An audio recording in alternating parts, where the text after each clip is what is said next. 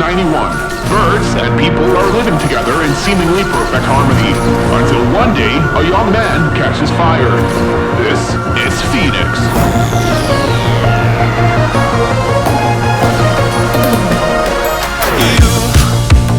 You've been knocked down and got up again. In a corner, you're surrounded, no defenders.